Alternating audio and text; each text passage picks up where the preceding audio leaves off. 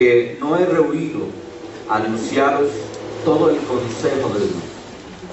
Pablo está hablando a la iglesia y les dice: por tanto yo os protesto en el día de hoy que estoy limpio de la sangre de todos, porque no he rehuido anunciaros todo el consejo de Dios. Si tenemos claro, todos los que predicamos la palabra de Dios, es que debemos con responsabilidad compartir la totalidad del Evangelio de Dios. La totalidad del Evangelio de Dios no es una parte, no es algo que nos convenga, no es algo de lo cual nosotros podamos de alguna manera manipular para sacar provecho.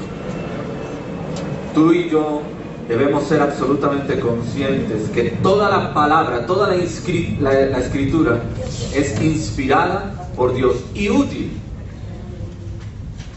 Hay quienes simplemente descontextualizan los versículos bíblicos para sacar provecho a su conveniencia.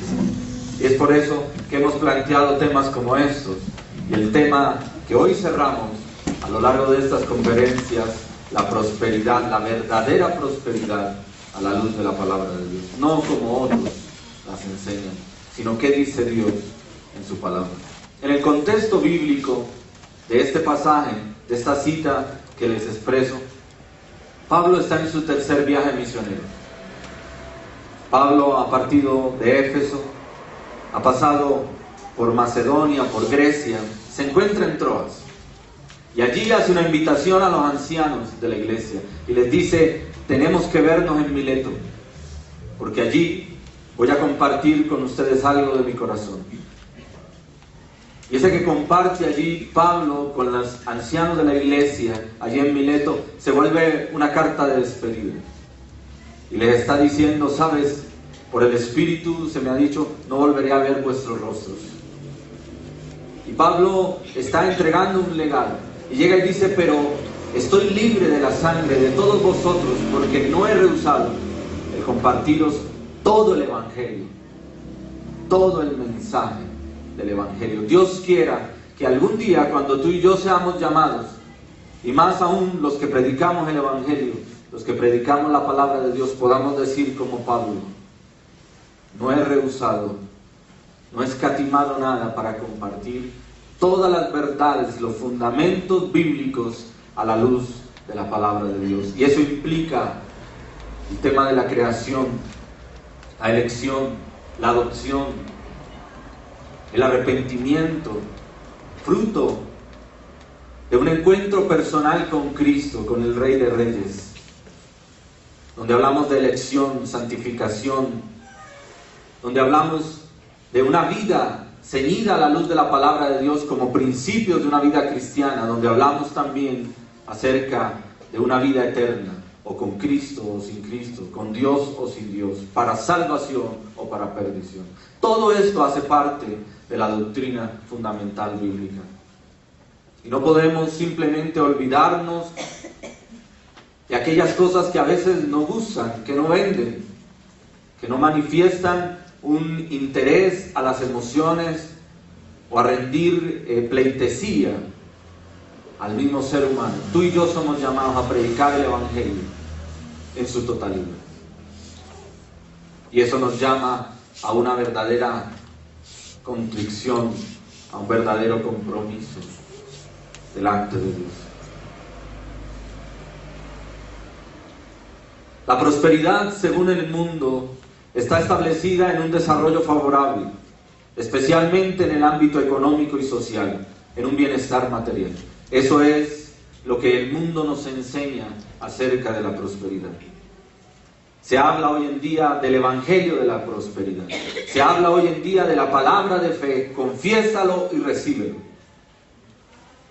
Y utilizan estos predicadores o profetas falsos versículos de la Biblia descontextualizados, sacados de allí, ¿para qué? Para manipular en función de sus propios intereses. Y hoy nosotros nuevamente, como iglesia, estamos diciendo: no podemos aceptarlo. No podemos aceptarlo. El evangelio llamado de la prosperidad no son más que un conjunto de doctrinas de ciertos grupos neopentecostales que consideran que la prosperidad económica y el éxito en los negocios son dones otorgados por Dios de acuerdo a la voluntad última para el hombre. El fin último del hombre, según ellos, es que el hombre sea prosperado económicamente. Se fundamentan en cienciologías como la metafísica, el pensamiento positivo, trabajando la mente, visualizar hechos irreales, se centran en el humanismo, en el yo puedo, en el yo quiero. La prosperidad de la que la palabra de Dios nos habla no tiene nada que ver con eso. La verdadera prosperidad a la luz de la palabra de Dios no es un estado financiero, es una condición espiritual. Lo repito, la verdadera prosperidad a la luz de la palabra de Dios no es un estado financiero, es una condición espiritual. Quiero retomar algunos de los aportes que nos han presentado los diferentes conferencistas a lo largo de esta serie. La primera de ellas, la pastora Rocío, nos decía: ser prosperados es ser bendecidos como consecuencia de la gracia de Dios sobre nuestras vidas. La verdadera prosperidad es simplemente la consecuencia del favor de Dios sobre cada uno de nosotros. Dios es el administrador de las finanzas de sus hijos cuando le obedecen. Salmo 118, 25, Salmo 122, 6 al 9. Dios mismo es el que da el poder para hacer las riquezas. Deuteronomio capítulo 8, versículo 18. Los requisitos para ser prosperados a la luz de la palabra de Dios: 1 Corintios 22, 11 al 13, 1 Corintios 29, 23 al 25. Danilo Mosquera, como conferencista, nos aportaba lo siguiente: ser prosperados es adquirir sabiduría e inteligencia para aplicar principios de vida que nos lleven a decisiones de vida a la luz de la palabra. Proverbios 22, 1 al 2. Tener la palabra de Dios morando en abundancia en nuestros corazones es ser prosperado. Colosenses capítulo 3, versículo 16. Alexander Ariza, copastor de nuestra iglesia y conferencista, nos decía: ser prosperado es tener conciencia y certeza de que todo le pertenece a Dios y actuar en consecuencia de él. Salmos 24:1, Salmos 54:10 al 12, Ageo capítulo 2, versículo 8, Job capítulo 1, versículos 8 al 10. También se nos compartía acerca de la ley del contentamiento, Filipenses capítulo 4, versículos 1 y 2. Y se nos compartía y se nos enseñaba a tener una conciencia clara y real de lo temporal de este mundo y una visión correcta de un futuro espiritual que es eterno. Primera de Timoteo capítulo 6, versículos 7 al 8. Todo esto simplemente para traerlo a tiempo presente, en fin, de contextualizar lo que hoy vamos a trabajar. ¿Sabes? Hemos aprendido que el problema no es el dinero, sino la actitud al dinero. El amor al dinero representa el mayor de todos los males. Primera de Timoteo capítulo 6, versículo 10. La palabra de Dios nos dice: no te afanes por hacerte rico. Proverbios 23, versículo 4. El problema en sí no son las riquezas. El problema en sí es cuál es tu actitud hacia ella. Dios no prohíbe en la Biblia que el cristiano tenga riquezas, de ninguna manera. Es más, Dios nos enseña principios bíblicos para que lo que Dios ha puesto en nuestras manos, al ser bien administrado, bajo principios establecidos a la luz de la palabra, uno, se conserve, pero dos, crezcan y se aumente. Pero estos principios no tienen nada que ver con el créelo, decláralo, confiésalo, recíbelo. No tienen nada que ver con eso. Tienen que ver con actitudes cristianas fundamentales ligadas a la moral, a la ética y a una espiritualidad correcta. Hay que saber ahorrar, hay que pagar las deudas, hay que planificar, hay que tener un presupuesto, hay que no salir fiadores de otros, hay que ser dadivosos, hay que ser enseñables, maleables a la luz de la palabra de Dios. No ser compradores compulsivos, no ser tramposos en los negocios. De todo esto nos habla la Escritura, y esos sí son principios fundamentales para una buena mayordomía, un buen ejercicio de las finanzas. Encontramos a la luz de la palabra un contraste. Y decíamos ahora, una definición que podría resumir lo que se nos ha compartido es: la prosperidad no es un estado financiero, sino una condición espiritual. Traigo a memoria algunos versículos que ya fueron nombrados. Apocalipsis 3, 14 al 22. Se habla a la iglesia de la Odisea. La iglesia de la Odisea se le decía: tengo contra ti que no eres ni tibio, ni frío ni caliente, sino tibio. Por tanto te vomitaré de mi boca. Tú dices: yo soy rico y me he enriquecido y de ninguna cosa tengo necesidad. Y no sabes tú que eres desventurado, miserable, pobre, ciego y desnudo. Y el versículo 17 le dice: compra de mí, le dice Dios a la iglesia, que estaba fundamentada en la riqueza, en lo material. Compra de mí oro refinado y ropas blancas. Habla de una verdadera encuentro con Dios, habla de santidad, habla de comunión. El contraste con la iglesia de Esmirna, Apocalipsis 2:9. Yo conozco tu tribulación y tu pobreza, pero eres rico. Y la blasfemia de los que dicen ser judíos y no lo son, sino que son sinagoga de Satanás. La palabra de Dios nos demuestra que la verdadera riqueza y la verdadera prosperidad no están ligados a una condición financiera. Ahora, debemos entender lo siguiente a la luz de la palabra de Dios. Objetando lo que los predicadores de la prosperidad expresan, de que si tú y yo somos hijos de Dios, entonces sí o sí debemos ser bendecidos y debemos ser enriquecidos. La palabra de Dios no nos dice eso. La palabra de Dios nos muestra que la gracia y el favor de Dios llega a algunas vidas en particular a través de la manifestación de las posesiones y las riquezas, pero bajo unas condiciones específicas, y no es en todos los casos. El hecho de que tú y yo tal vez no hayamos sido prosperados como esperáramos no significa que la gracia y el favor de Dios no esté con nosotros, y el tenerlas tampoco lo asegura. Es importante que entendamos que la palabra de Dios quiere darnos claridad acerca de estos aspectos. Encontramos a la luz de las Escrituras hombres como Salomón. Ya nos compartieron un poco de él, ¿no? Un hombre realmente enriquecido. Venían de otras naciones para admirar su grandeza, su gloria, su poderío. Y todo lo que tenía era producto de un favor de Dios especial con la herencia de David espiritual, ahora sobre la vida de su hijo Salomón.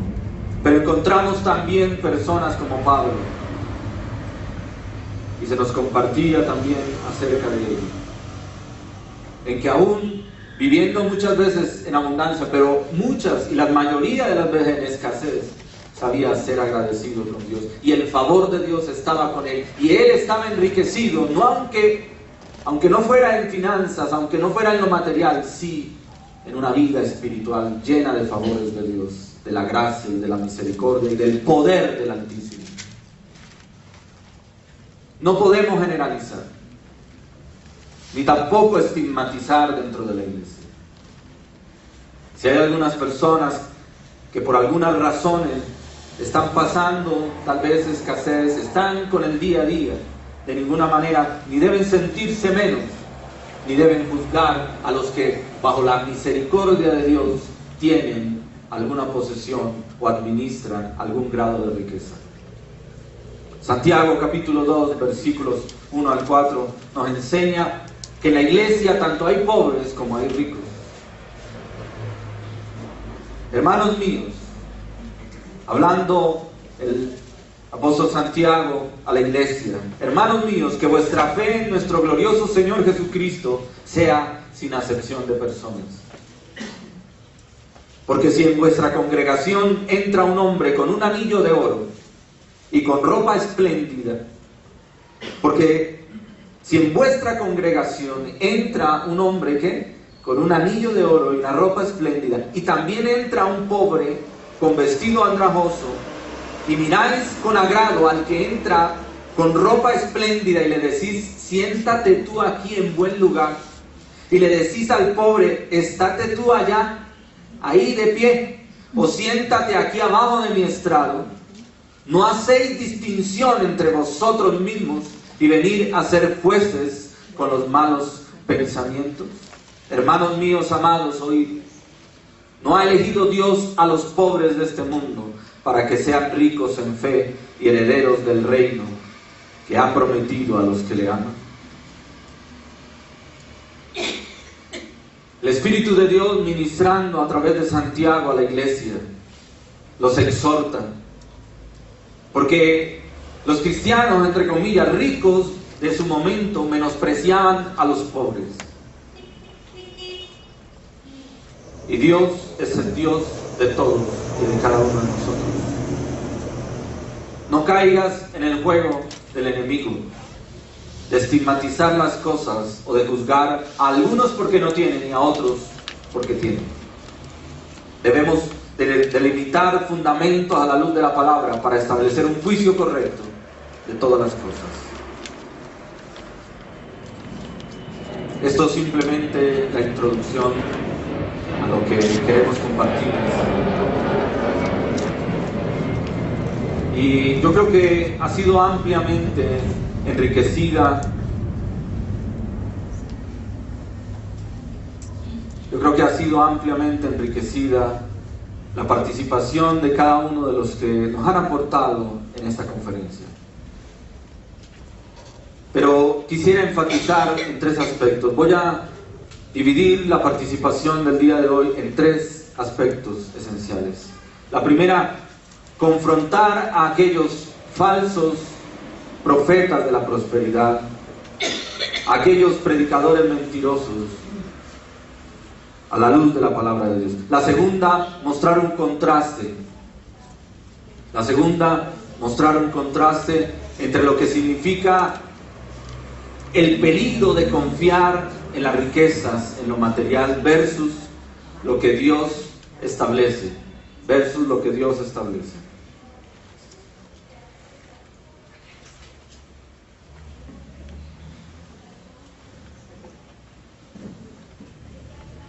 Y el tercer aspecto, quisiera, a la luz de la palabra, aterrizar un concepto que se nos compartió o que se nos ha venido compartiendo a lo largo de estas conferencias, pero darle un fundamento más sólido a la luz de la palabra, y es la ley del contentamiento. Tres aspectos que quiero que analicemos en esta mañana. El primero de ellos, yo quiero que vayamos a la palabra de Dios, a Mateo capítulo 21. Mateo capítulo 21.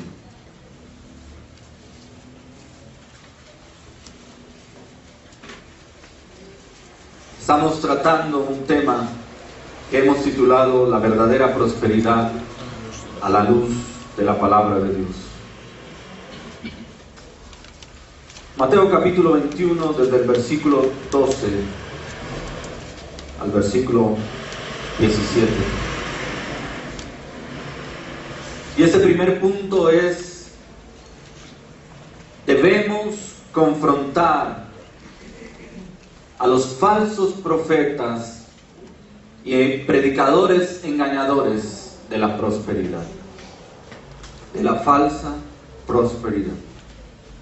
Dice la palabra de Dios allí en Mateo capítulo 21, versículos 12 al 17, y lo leo en el nombre del Padre, del Hijo y del Espíritu Santo. Y entró Jesús en el templo de Dios. Entró Jesús en el templo ¿de quién? ¿El templo es de quién? De Dios. ¿El templo es de quién? De Dios. Es de Dios. Y dice, y echó fuera a todos los que vendían y compraban en el templo, y volcó las mesas de los cambistas y las sillas de los que vendían palomas. Versículo 13, y les dijo, escrito está, mi casa, casa de oración será llamada, mas vosotros la habéis hecho cueva de ladrones.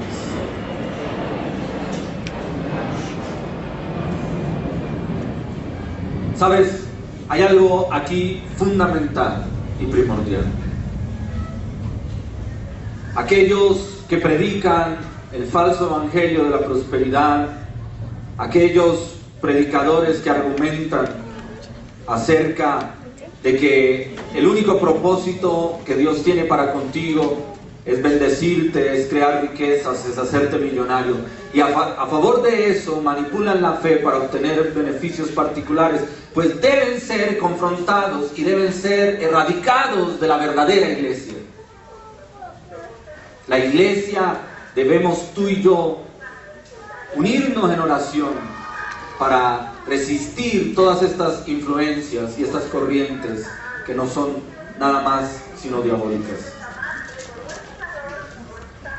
Dice la palabra de Dios que el templo en el tiempo de Jesús se había vuelto un lugar de mercaderes. Unos vendían y otros compraban. ¿En dónde? En el templo que era de Dios. ¿Sabes? Hoy en día el evangelio de la prosperidad nos vende una religiosidad donde se vende y donde se compra.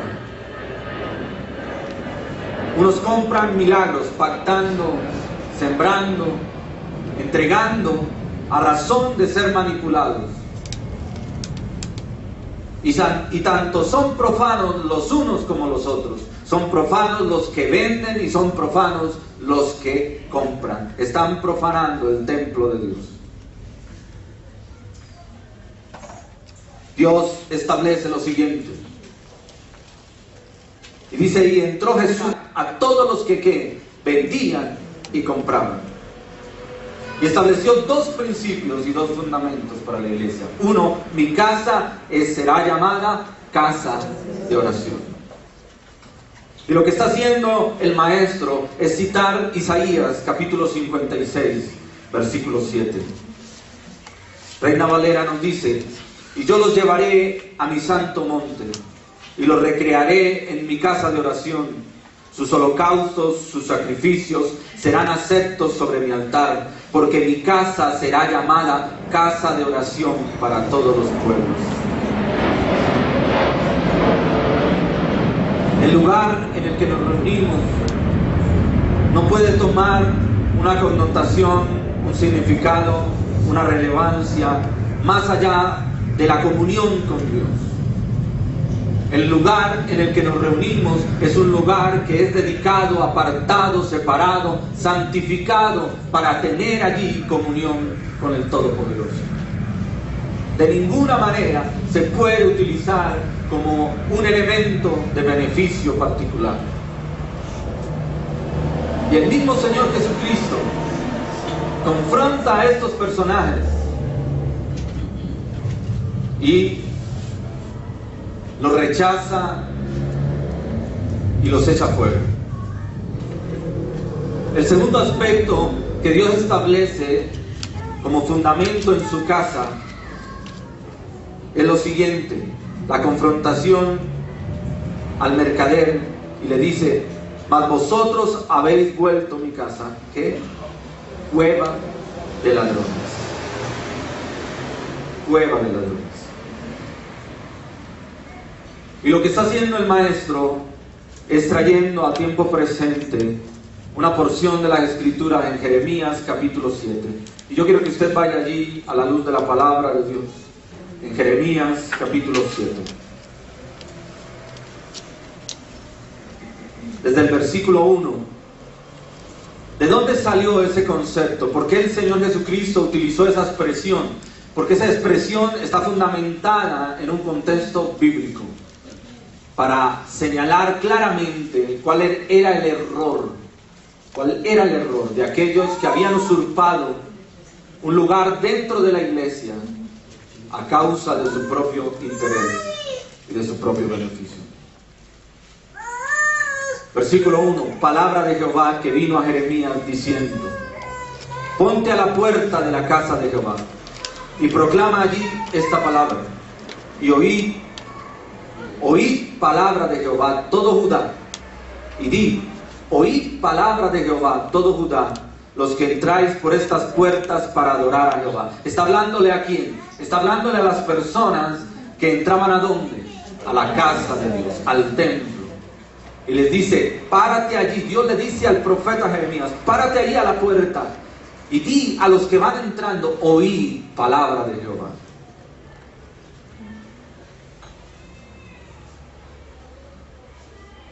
Así ha dicho Jehová de los ejércitos, Dios de Israel: mejorad vuestros caminos y vuestras obras, y os haré morar en este lugar. ¿Qué le estaba pidiendo Dios al pueblo, a la iglesia? Hablando de la iglesia como el grupo de personas que se estaban congregando, les estaba diciendo: oye, mejorad vuestras ¿qué? Vuestros caminos y vuestras obras. Mejorad vuestros caminos y vuestras obras, y os haré morar en este lugar. No fiéis de palabras de mentira. No fiéis de palabras de mentira diciendo: templo de Jehová, templo de Jehová, templo de Jehová es este.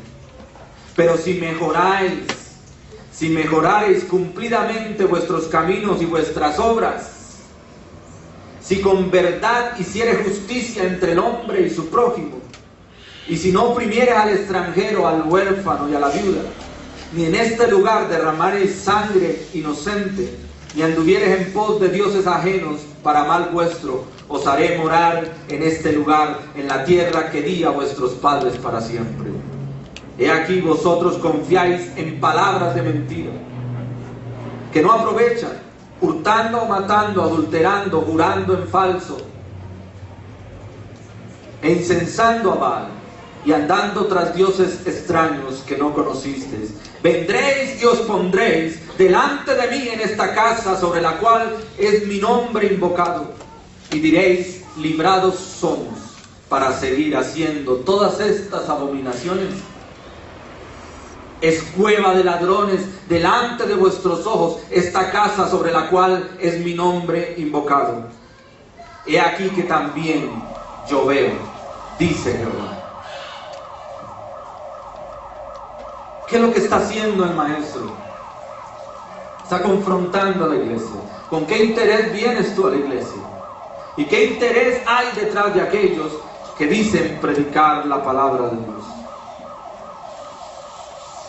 Dios es claro y manifiesta: esto también yo lo veo, dice Jehová.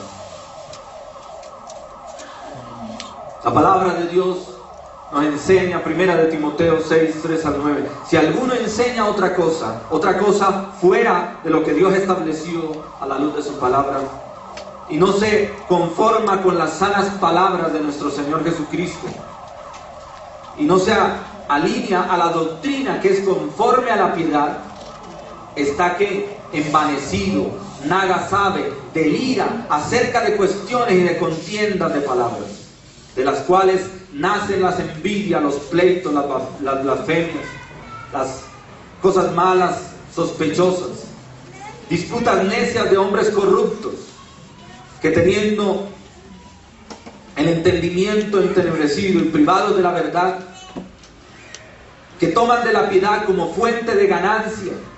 Apártate de los tales. Pero gran ganancia es la piedad acompañada de contentamiento. Porque nada hemos traído a este mundo, y sin nada podremos, y sin duda nada podremos sacar. Así que teniendo sustento y abrigo, estemos contentos con esto. Porque los que quieren enriquecerse caen en tentación y en lazo, y en muchas codicias necias y dañinas, que hunden a los hombres en destrucción y en perdición. Y ahí donde viene el versículo que todos sabemos, versículo 10, porque la raíz de todos los males es el amor al dinero, el cual codiciando algunos se extraviaron de la fe y fueron traspasados de muchos dolores.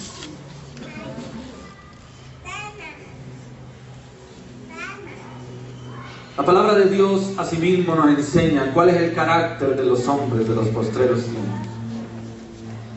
Segunda de Timoteo capítulo 3 versículo 1 y 2 dice: también debes saber esto, que en los postreros días vendrán tiempos peligrosos, porque habrá hombres amadores de sí mismos y ¿qué? Y avaros. ¿Cuántos se paran detrás de un púlpito? ¿Cuántos se paran detrás de un púlpito para manipular la fe a fin de enriquecer, de llenar sus cuentas, de llenar sus bolsillos? Hombres mentirosos, utensilios de Satanás, Jehová los reprende. Amén, amén.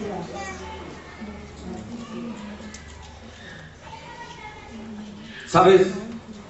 En una de las fuentes documentales más consultadas de los últimos tiempos, Wikipedia, hay un espacio específico para el llamado Evangelio de la Prosperidad. Y ahí están consignados algunos principios. Incluso se refieren a algunos nombres, y entre ellos uno de los nombres de uno de los pastores colombianos.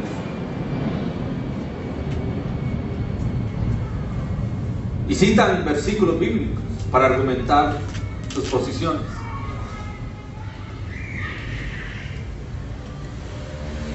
Esto está impactando a todo el mundo y está llegando a todas las esferas de la sociedad.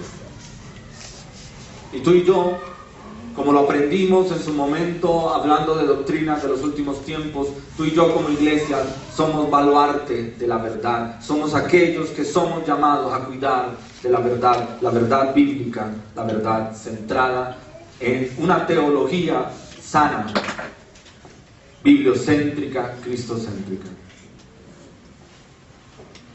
¿Qué contraste con lo que la palabra de Dios nos enseña? Hebreos 11, 24 al 28 nos dice: por la fe Moisés, hecho ya grande, rehusó llamarse hijo de la hija de Faraón, escogiendo antes ser maltratado con el pueblo de Dios que gozar de los deleites temporales del pecado, teniendo por mayores ¿qué? Riquezas el vituperio de Cristo que los tesoros de los egipcios. Algo muy diferente a lo que se nos ve hoy en día. ¿Qué sería entonces de hombres como Moisés, como Pablo, como Pedro, que dejaron todo por amar a Dios, por servirle, por seguirle? ¿Serían entonces ellos personas despreciables a razón de que no tuvieron riquezas materiales? De ninguna manera. Hombres de Dios, baluartes de verdad. Dice aquí la palabra de Dios que Moisés tuvo por mayores riquezas los vituperios de Cristo. Y no se aferró, no quiso atesorar ¿qué? Lo que le ofrecía Egipto, algo a lo que él tenía derecho por posesión. Yo pregunto, ¿a cuántos de estos que hoy en día predican ese evangelio falso de la prosperidad, a cuántos de ellos se les dijera: deja todo lo que tienes, ven y sigue a Cristo? ¿Cuántos de ellos lo dejarían? ¿Cuántos de ellos estarían dispuestos a morir por otro? Segundo aspecto que quiero que analicemos en esta mañana: el peligro de confiar en las riquezas materiales. El peligro de confiar en las riquezas materiales.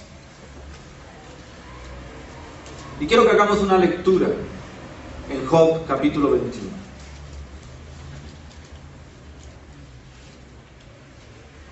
Job está pasando por una prueba terrible. Job capítulo 21. Job está pasando por una prueba terrible y vienen sus amigos a confrontarlo, a juzgarlo y en algunos casos a condenarlo. Y los que lo condenan argumentan diciendo que la pobreza, la prueba es simplemente consecuencia de haber perdido el favor de Dios. Pero Job, lleno del Espíritu Santo, presenta una defensa clara acerca de esto y establece algo que sin lugar a duda podría ser aterrador para muchos de nosotros, asombroso, y es que los impíos, los malos, los pecadores también crecen o pueden crecer en riquezas. Pero tenemos que tener cuidado de cómo vemos eso. El que el impío, el pecador, acumule riquezas no significa que el favor de Dios esté con ellos. Como tampoco de que el cristiano, al tener posesiones, al tener riquezas, esté haciendo algo malo, esté haciendo algo incorrecto. Capítulo 21 del libro de Job, versículo 1. Entonces respondió Job y dijo: oíd atentamente mi palabra, y sea esto el consuelo que me deis. Tolerad, y yo hablaré, y después de que haya hablado, escarnecer. Versículo 4. ¿Acaso me quejo yo de algún hombre? ¿Y por qué no se ha de angustiar mi espíritu? Miradme y espantaos. ¿Cuál era la condición de Job? Terrible. Terrible. Condición social, familiar, física. Sin embargo, espiritualmente era otra. Pablo decía que este hombre interior se vaya desgastando. Aunque el hombre exterior, se vaya desgastando, el interior se renueva día a día. Aleluya. Aún yo mismo, cuando me acuerdo, me asombro. ¿De qué se asombra Job? Mira lo que dice. Estamos en el versículo 6. Aún yo mismo, cuando me acuerdo, me asombro, y el temblor me estremece y estremece mi carne, dice. Y él se pregunta: ¿por qué viven los impíos y se envejecen y aún crecen en riquezas? Su descendencia se robustece a su vista, y su renuevo están delante de sus ojos. Sus casas están a salvo de temor, ni viene azote de Dios sobre ellos. Sus toros engendran y no fallan, paren sus vacas y no malogran su cría. Salen sus pequeñuelos como manada, y sus hijos andan saltando. Al son del tamboril y de la cítara saltan, y se regocijan al son de la flauta. Pasan sus días en prosperidad, y en paz descienden al Seol. Eso decía ¿quién? Job. Y dice, versículo 14, y dicen pues a Dios: apártate de nosotros, porque no queremos el conocimiento de tus caminos.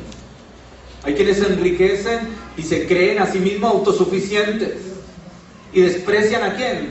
Al Dios verdadero. Versículo 15. ¿Quién es el Todopoderoso para que le sirvamos? Dicen ¿quiénes? Los que confían en las riquezas. ¿Y de qué nos aprovechará el que oremos a Él? He aquí que su bien no está en manos de ellos. El consejo de los impíos lejos esté de mí. Oh, cuántas veces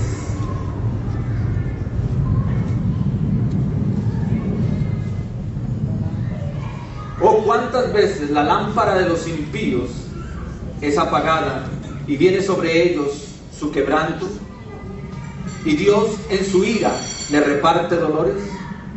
Serán como la paja delante del viento. ¿Quiénes? Los que confían, los impíos que confían en sus riquezas. Y como el tamo que arrebata el torbellino. Dios guardará para los hijos de ellos su violencia, le dará su pago para que conozcan. Verán sus ojos su quebranto, y beberá la ira del Todopoderoso. Porque ¿qué deleite tendrá el que de su casa, qué deleite tendrá él de su casa después de sí, siendo cortado el número de sus meses? Es decir, ¿de qué sirve acumular y acumular riquezas si la vida en este mundo es pasajera? Versículo 22. ¿Enseñará alguien a Dios sabiduría, juzgando él a los que están elevados? Ese morirá en vigor de su hermosura, todo quieto y pacífico. ¿Qué decía? ¿Quién decía eso? Mire la perspectiva. Es decir, Job está siendo confrontado con sus enemigos y él les dice: mira, yo pensaba esto. Versículo 24. Sus vasijas estarán llenas de leche y sus huesos serán regados de tuétano. Y este otro morirá en amargura de ánimo. ¿Quién es este otro? Él mismo. Y dice: y este otro morirá en amargura de ánimo y sin haber comido jamás con gusto. Igualmente yacerán ellos en el polvo y gusanos los cubrirán. La muerte para los ricos y para los pobres o los menos favorecidos es igual. He aquí yo conozco vuestros pensamientos y las imaginaciones que contra mí forjáis. ¿Por qué decís? ¿Qué hay de la casa del príncipe y de la tienda de las moradas de los impíos? Versículo 29. ¿No habéis preguntado a los que pasan por los caminos y no habéis conocido su respuesta? Que el malo es preservado en el día de la destrucción. ¿Quiénes decían eso? Muchos. Gente que no cristiana, gente que desconocía la verdadera voluntad de Dios. Dicen aquellos: están favorecidos, no les falta nada, no tienen temor, van al Seol en paz, ¿no? Versículo 31.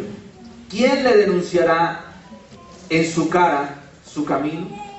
Y de lo que él hizo, ¿quién le dará el pago? Porque llevado será a los sepulcros y sobre su túmulo estarán velando. Los terrones del valle serán dulces, tras él será llevado todo hombre, y antes de él han ido innumerables. ¿Cómo pues me consoláis en vano, viniendo a pagar vuestras respuestas en palacio?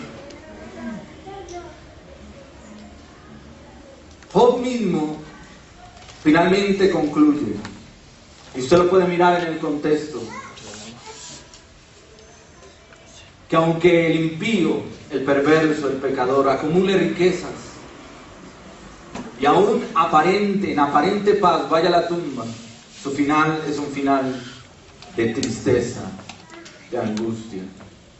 Su final es un final de perdición. Para aquellos que acumulan riquezas apartados de Dios, que no quieren saber nada de Dios.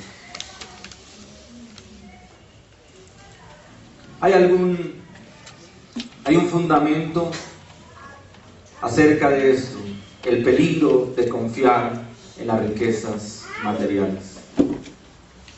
Está claro para todos, y lo hemos puesto sobre la mesa, que el tener o no tener no implica ni una cosa ni la otra, que debemos saber a la luz de la palabra sopesar las cosas. Amén.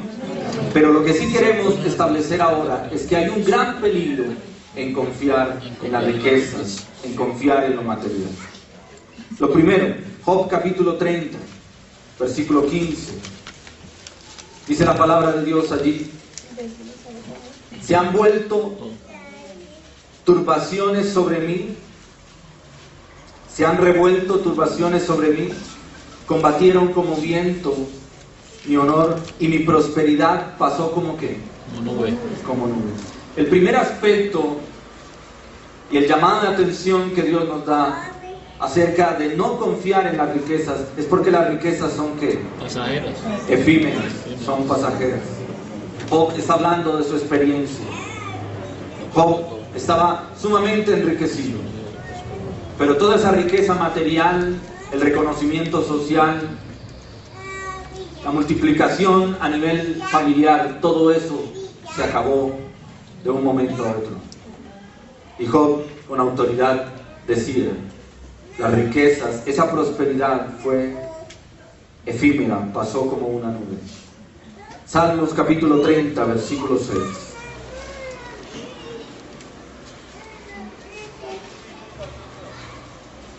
Nos enseña a la luz de la palabra que para aquellos que acumulan riquezas y ponen su confianza en ellas, esto es un peligro.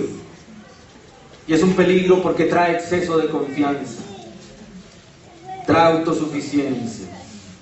Salmos 30, versículo 6. En mi prosperidad dije yo, no seré jamás conmovido. Hay muchos de los que confían en sus riquezas, pero realmente no se dan cuenta que lo material es pasajero y que nadie te asegura de que eso persistirá. ¿Quién a finales, mediados del año pasado, podría de alguna manera prever la caída del peso del petróleo en el mundo? ¿Cuántas entidades, cuántas empresas, cuántas compañías han tenido que cerrar sus puertas? ¿Cuántos de los países industrializados o no se han visto afectados por esto? La economía del mundo es absolutamente volátil, inestable. Si tú y yo confiamos en lo material, estamos corriendo un riesgo. Salmos capítulo 73, versículo 3. Dice: porque tuve envidia de los arrogantes, viendo la prosperidad de los impíos. ¿Sabes? Para el hombre que no tiene temor de Dios, le genera envidia ¿qué? El que otros prosperen, el que otros tengan. Oigan, no lo decía nada más, este es Salmo citado por Asaf, el padre de los cantores, de los que alababan a Dios en el templo. El hecho de que tú y yo seamos cristianos no nos hace exentos de que pongamos nuestra mirada tal vez en el que prospera cuando tu condición no es favorable. Pero Dios nos está diciendo: no confíes en eso, no pongas tu mirada en ello. Proverbios capítulo 1, versículo 32.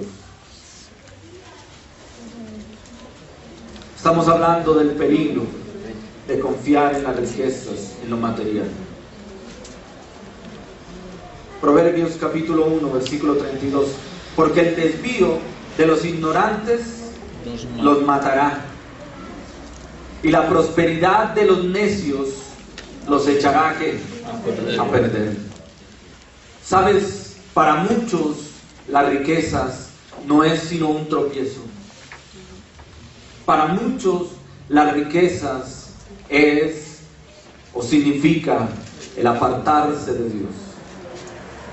Se nos compartía a lo largo de las conferencias, y es que a muchas personas Dios las mantiene con lo esencial, porque Dios que conoce el corazón, porque Dios que pesa, porque Dios que conoce el pasado, el presente y el futuro, sabe realmente qué tan facultados estamos tú y yo al recibir riquezas. La palabra de Dios nos enseña allí en Deuteronomio capítulo 8, un pasaje maravilloso que reflexionamos una y otra vez, y dice el Señor hablando a su pueblo de Israel: te he hecho pasar estos 40 años por el desierto para afligirte, para entristecerte, para hacerte pasar hambre o necesidad.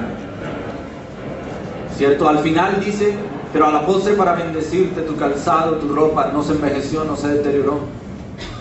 Y ten en cuenta esto, que cuando recibas la promesa y entres en la tierra que se te ha prometido, y construyas casas y habites en ellas, casas artesonadas, adornadas, cuídate de no olvidarte de dónde Jehová te sacó.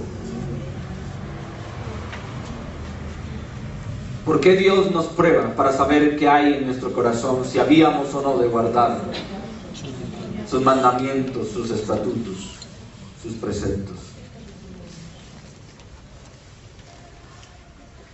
La falsa prosperidad material o la confianza en las riquezas o en lo material hace a las personas sordas ante el llamado de Dios. Jeremías capítulo 22, versículo 21.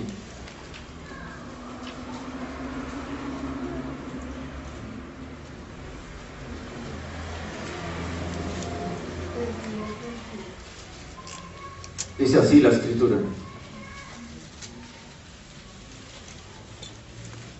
te he hablado en tus prosperidades. Está hablando Dios por medio del profeta a su pueblo. Te he hablado en tus prosperidades, mas dijiste, no oiré. Este fue tu camino desde tu juventud, que nunca oíste mi voz. Jeremías capítulo 5, versículos 26 al 29. Porque fueron hallados en mi pueblo impíos. ¿Fueron hallados en quién? En mi pueblo. ¿Qué personas? ¿Qué es la palabra impío? Sin temor de Dios, apartado. Pero fueron hallados en mi pueblo impíos. Acechaban como quien pone lazos, pusieron trampa para cazar hombres, como jaula llena de pájaros. Así están sus casas llenas de engaño. Así se hicieron grandes y ricos. Se engordaron y se pusieron lustrosos y sobrepasaron los hechos del malo. No juzgaron la causa del huérfano. Con todo, se hicieron prósperos y la causa de los pobres no juzgaron. ¿No castigaré esto?, dice Jehová, y de tal gente no se vengará mi alma.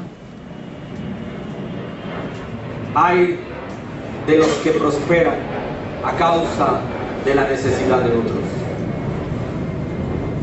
Dios mismo juzgará. Dios mismo establecerá juicio. Cualquiera podría decir, pastor, eso es un mensaje falto de amor. No estamos hablando de señalar o de juzgar, estamos hablando de establecer normas a la luz de la palabra de Dios, porque Dios es el único juez y legislador. Hay de aquellos que sirven de tropiezo a otros, tendrán que dar cuenta delante de Dios. Ahora, el peligro de confiar en las riquezas, el peligro de poner nuestra confianza en lo material, en un contraste con lo que Dios nos enseña. Porque usted me dirá, pero pastor, entonces Dios no quiere que nosotros seamos bendecidos. Claro que sí.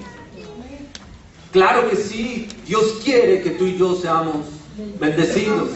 ¿Cuántos damos gloria a Dios por eso? Gloria a Dios. Pero a la manera de Dios, en los principios que Dios ha establecido. ¿Sabes? Muchos de los falsos profetas y predicadores engañosos de la falsa prosperidad utilizan versículos que los sacan de su contexto a favor de sustentar sus ideologías y su manera de engañar. Pero yo quiero que acentuemos en la palabra, que aterricemos a la luz de la palabra de Dios. Y vamos a mirar algunos de los versículos que ellos utilizan. Y vamos a mirar su contexto y vamos a ver de que no tienen nada que ver con lo que ellos estipulan. Hablando acerca del contraste con poner la confianza en las riquezas. Génesis capítulo 26. Primer libro de la Biblia. Génesis capítulo 26 establece lo siguiente. versículos 12 y 13. Y sembró Isaac en aquella tierra, y cosechó aquel año 100 por 1, y le bendijo Jehová. ¿Y quién le bendijo? Jehová. Dice, y el varón se enriqueció y fue prosperado, y se engrandeció hasta hacerse ¿qué? Muy poderoso. La palabra allí, en el original, haciendo una revisión etimológica, es la palabra halal, J-A-L-A, terminado en K. Y esa palabra es aumentar, crecer, extenderse. Aumentar, crecer y extenderse. Esa palabra es traducida a nuestro lenguaje como prosperar. Dice la palabra de Dios que allí, ¿quién fue prosperado? Isaac. Isaac fue grandemente prosperado y fue muy enriquecido.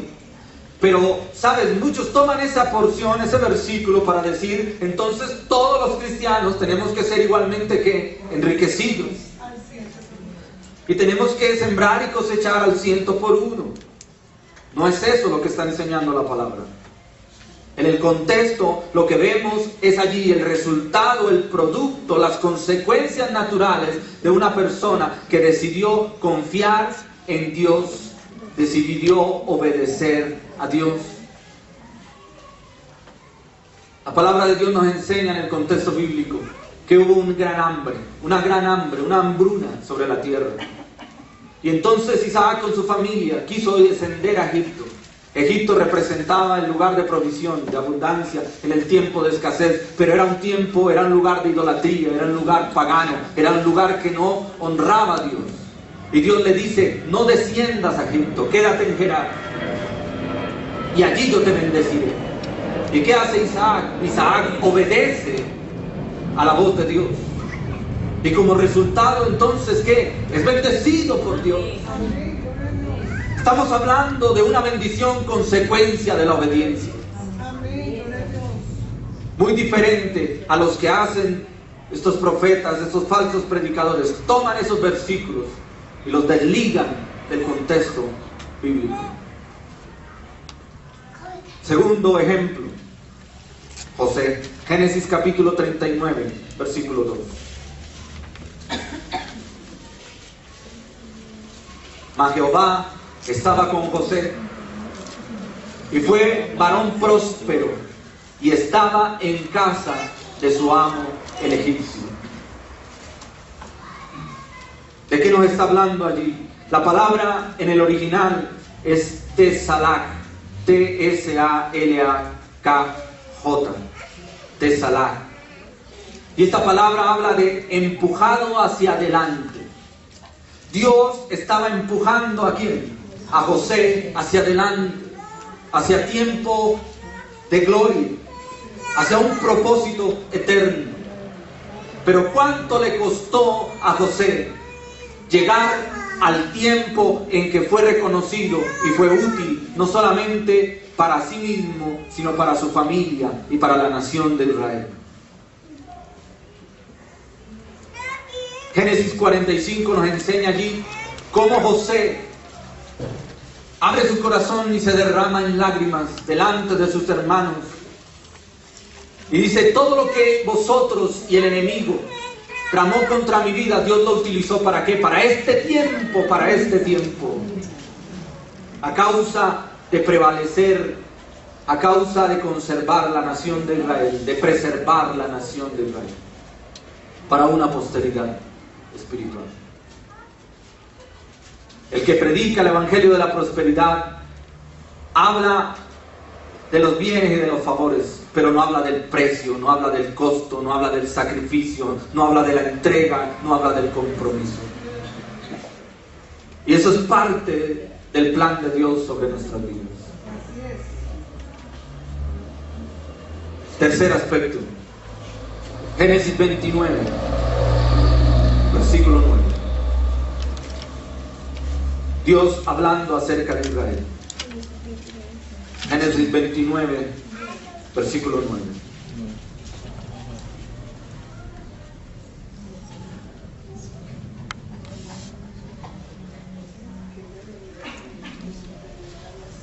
Quiero que leamos desde el versículo 1 para entender el contexto. Siguió luego Jacob su camino y fue a la tierra de los orientales y miró y vio un pozo en el campo, y aquí 3 rebaños de ovejas que yacían cerca de él, porque de aquel pozo abrevaban los ganados, y había una gran piedra sobre la boca del pozo, y juntaban allí todos los rebaños, y revolvían la piedra de la boca del pozo, y abrevaban las ovejas, y volvían la piedra sobre la boca del pozo a su lugar. Y les dijo Jacob: hermanos míos, ¿de dónde sois? Y ellos respondieron: de Harán somos. Y él les dijo: ¿conocéis a Labán, hijo de Nacor? Y ellos dijeron: sí, le conocemos. Y él dijo: ¿está bien? Y ellos dijeron: bien. Y aquí Raquel, su hija, viene con las ovejas. Y él dijo: he aquí es aún muy de día, no es tiempo todavía de recoger el ganado. Abrevad las ovejas e id a apacentarlas. Y ellos respondieron: no podemos hasta que se junten todos los rebaños y remuevan la piedra de la boca del pozo para que abrevemos las ovejas.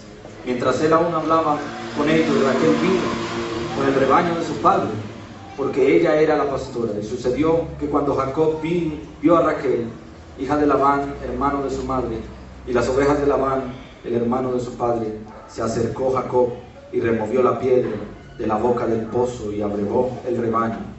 Está hablando aquí la escritura del momento en que Jacob conoce a Raquel. Jacob conoce a Raquel. ¿Y qué pasa? Se enamora profundamente de ella. Y dice que va a la casa de su padre. ¿A la casa de quién? De Labán. Y sirve por causa de Raquel. ¿Cuántos años? 7 años. 7 años. Y mientras que Jacob servía a Labán por 7 años de manera que gratuita, simplemente por cumplir con su palabra, simplemente por buscar de manera honesta lo que él deseaba, fue engañado y le fue entregado en el momento del matrimonio. ¿A quién? A la hija mayor. Y tiene que volver a trabajar ¿cuántos años? Otros 7 Otros años. 7 años. Y nosotros vemos que después de que Raquel le es entregada, comienza Dios ¿a qué? A bendecir a quién? A Jacob. Y dice la palabra de Dios que Jacob fue prosperado. La palabra allí que se utiliza es Sakal, S-A-K-A-L. Y significa actuar con inteligencia, con sabiduría, con cordura y con entendimiento. Si tú y yo conocemos la historia de Jacob, dice la palabra de Dios que él comenzó a enriquecerse gracias al favor de Dios, pero Dios le dio ¿qué? Sabiduría para saber apartar las ovejas de él de las ovejas y el rebaño de quién, de Labán, y ponía marcas sobre ellas, ¿cierto?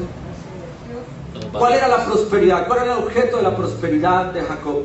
Que Dios le había dado ¿qué? Sabiduría, le había dado inteligencia para saber actuar en los momentos difíciles, tomar decisiones correctas en los momentos cruciales de la vida.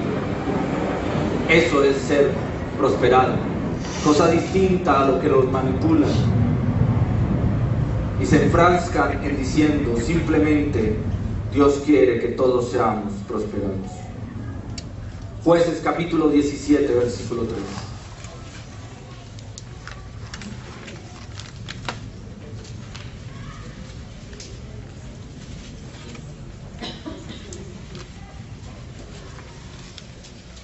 ¿Quién lo tiene allí? Y él devolvió los 1100 ciclos de plata a su madre, y su madre dijo: en verdad he dedicado el dinero a Jehová por mi hijo para hacer una imagen de talla y una de fundición.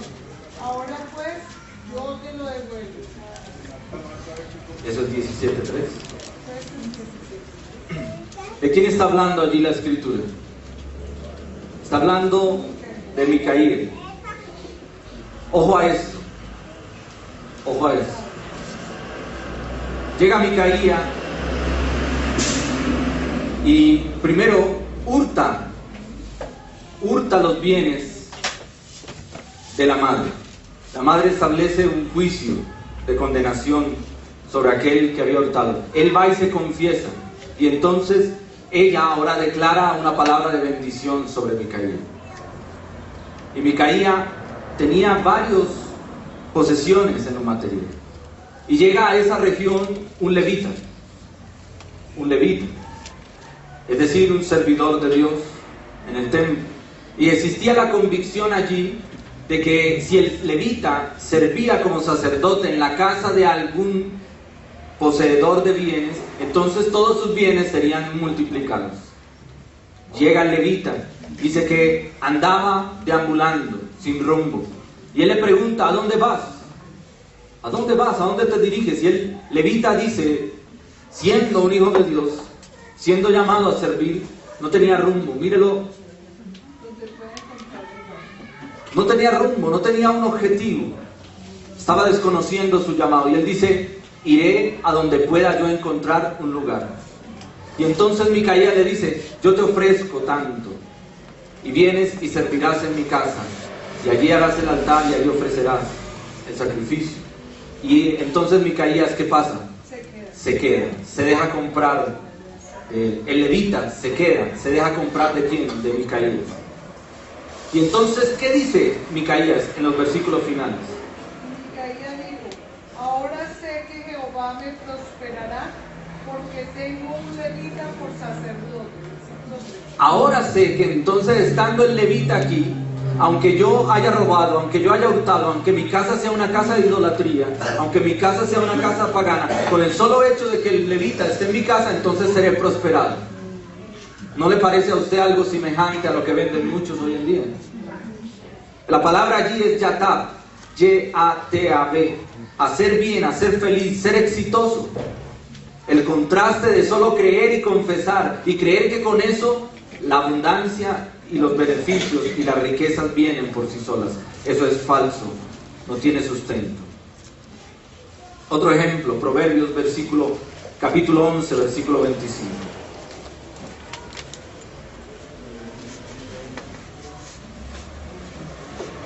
Proverbios capítulo 11, versículo 25.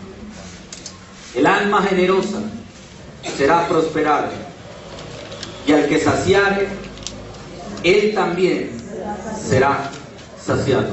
La palabra allí es dashen, D-A-S-H-E-N, dashen, satisfecho, engordar, pero también ungir con aceite. El contexto de este versículo habla de que la generosidad trae por sí sola, ¿qué? Prosperidad. Generosidad. Hay que ser generoso, ¿para qué? Para ser prosperado. Pero entonces muchos de estos falsos profetas y maestros utilizan este versículo para decir: tienes que dar, tienes que sembrar, tienes que pactar con generosidad para obtener ¿qué? Bendición. Pero el versículo lo sacan totalmente de su contexto. La generosidad está asociada, ligada a principios correctos, fundamentos espirituales de vida, conforme a la palabra de Dios. Está hablando de ser generosos a razón de la necesidad de otro. Está hablando de ser generosos en la obra de Dios, pero simplemente como el resultado natural de compartir la necesidad del Evangelio. Compartir la necesidad de que otros vengan a los pies de Cristo, sin buscar interés. No hay pirámides espirituales. Trae 10 y recibirá 50. Es una mentira, es un engaño, es una falacia. Y por último, encaminando algunos de estos ejemplos, Deuteronomio capítulo 10.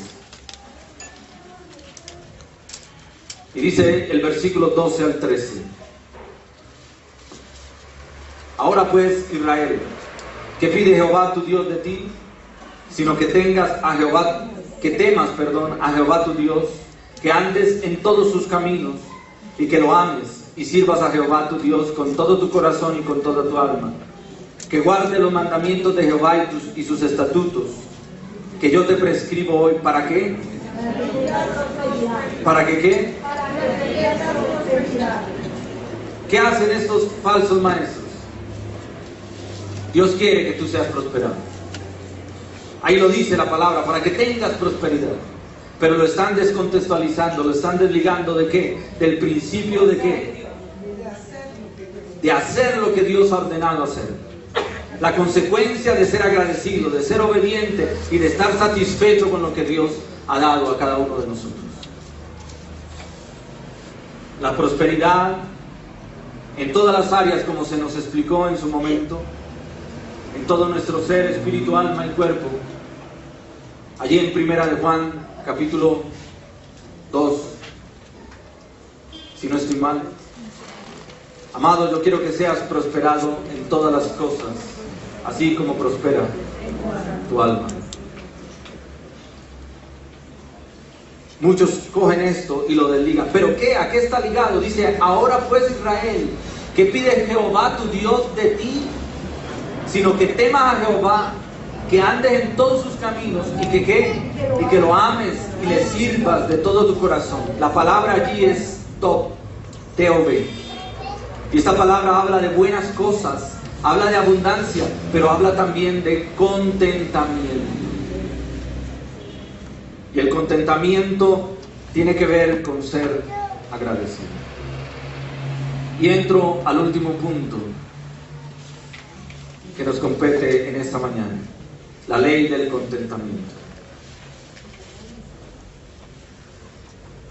Se nos compartió de manera rápida acerca de este concepto. Y sabes, muchos creen que la ley del contentamiento que se estipula a la luz de la palabra de Dios es simplemente estar contentos con lo que se tiene, sea poco o sea mucho. ¿Sabes? No, hay mucho más de hondo, de profundo en este concepto. ¿Sabes? Si lo tomamos de esa manera, simplemente lo podríamos analizar como un concepto simplista. Debes ser agradecido con eso y consuélate con eso. No, eso no es lo que enseña. Conformistas. Entonces, el desear progresar, el desear crecer, el desear cada vez lograr un objetivo mayor, está en contra de los propósitos que Dios ha establecido de ninguna manera. Dios nos llama a esforzarnos día a día, a ser mejores cada día, en las áreas que desempeñamos, en los trabajos que desarrollamos. Entonces, ¿qué es la ley del contentamiento? Filipenses capítulo 4, versículo 10.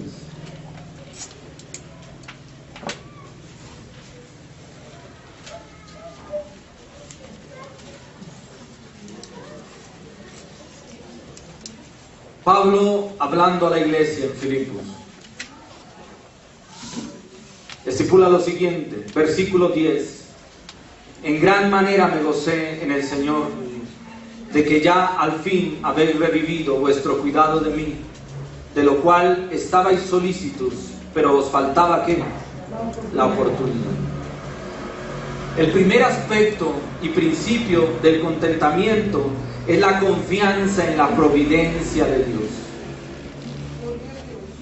Es la confianza en la providencia de Dios. Estar absolutamente convencidos de que Dios está a nuestro favor siempre y cuando nosotros hayamos obedecido y hayamos mantenido integridad delante de sus ojos.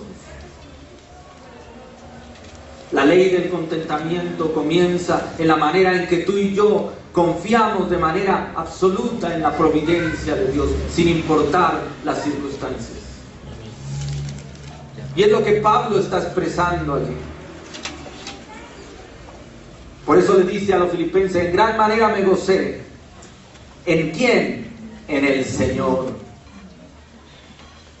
De la manera como Dios mismo revivió en los filipenses, en el pueblo de Israel, en el pueblo primitivo, en la iglesia primitiva, el hecho de preocuparse por las necesidades, no solamente de él como siervo de Dios, de Pablo, sino de las necesidades de otros.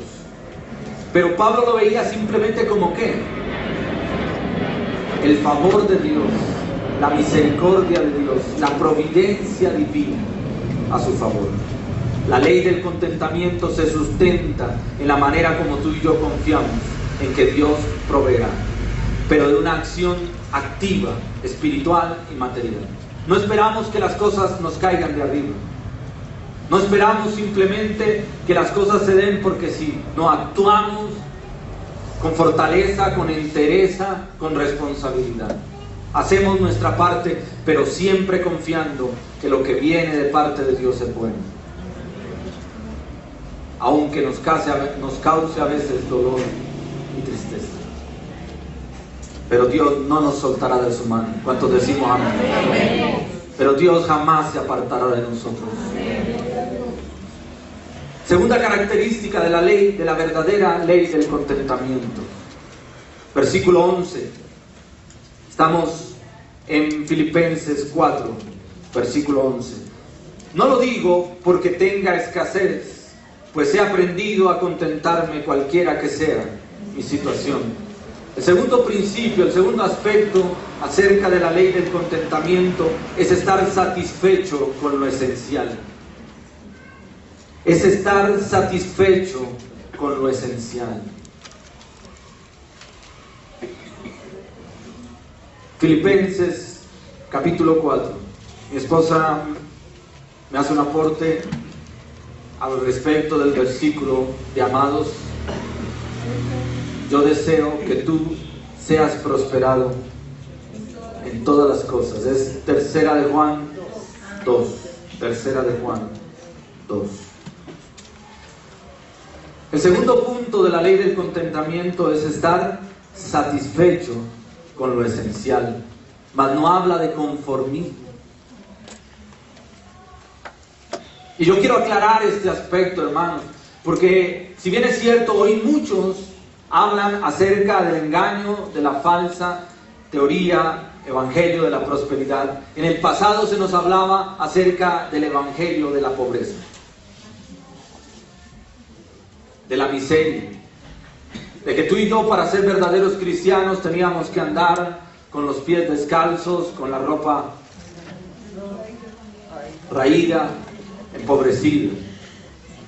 Lo externo no expresa la piedad.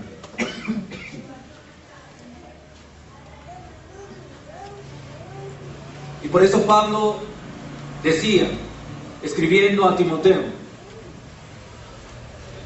porque el ejercicio corporal para poco es provechoso, mas la piedad para todo aprovecha, pues tiene promesa en esa vida presente y en la vida venidera. Palabra fiel es esta y digna de ser recibida por todos, que por esto mismo trabajamos y sufrimos oprobios, porque esperamos en Él, el Dios viviente, que es el galardonador de todos los hombres, mayormente en los que en Él esperan. Esto manda y enseña: ninguno tenga en poco su juventud, sino sea ejemplo de los creyentes, en palabra, en conducta, en amor, en espíritu, en fe y en pureza. Primera Timoteo 4, versículos 12 al 16. Es importante, amados, que tú y yo entendamos que no podemos desligar, versículos 8 al 12, versículos 8 al 12, no podemos desligar la piedad del contentamiento. Pablo, escribiendo a la iglesia, decía: grande ley es esta, la piedad acompañada ¿de qué? Del contentamiento. El ejercicio de la piedad, la búsqueda de Dios constante, agradar a Dios en lo que hacemos, en lo que decimos, en lo que pensamos, en la manera como actuamos, como desarrollamos nuestras actividades, en la manera como reaccionamos o no a las circunstancias. Y esa piedad, que significa búsqueda de santidad, tiene que ir acompañada de contentamiento. Pero un contentamiento que se fundamenta, se sustenta en la confianza de la providencia de Dios.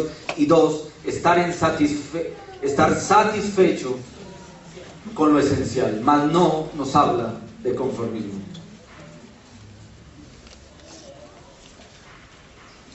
Tercer aspecto importante acerca de esto. Versículo 12. Filipenses 4, versículo 12. Filipenses 4, versículo 12.